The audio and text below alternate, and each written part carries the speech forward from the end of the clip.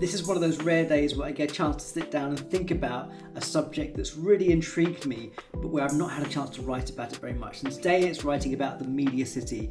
And this is partly in the context of the project we have looking at immersive technologies and innovation in MediaCityUK, which is probably the only city in the world that calls itself a media city explicitly, and if you put it into Google you'll find that.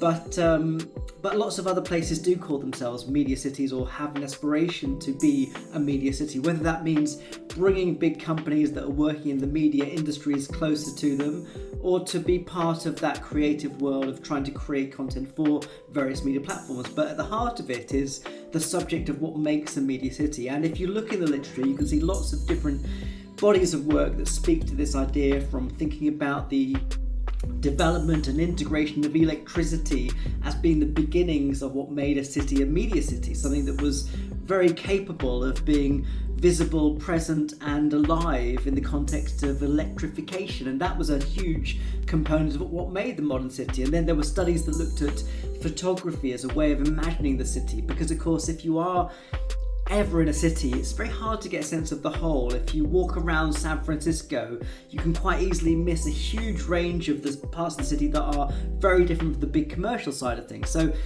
cities are not singular places with a kind of clearly defined identity, but they're often made and remade by the imagery that's associated with them. Think of Woody Allen's Manhattan, which begins with this incredible backdrop of the bridge over to Brooklyn from Manhattan, and it gives you a sense of what it's like to be in this enormous city. So these representations are inextricable from how we imagine the city, but it's also about the way in which cities are being reimagined through a whole range of political, cultural, sociological and technological processes. So defining a media city for today is a very different exercise from what it was 20 years ago, and what it might mean 20 years from now could be even more different, not least because what we think of as media is also very much in transition. So defining a media city is a really challenging task, but a really creative and interesting one, because it gets us to think about the future of humanity in its broadest sense. What is our relationship to space, to each other, to screens? All of these subjects are woven into this inquiry,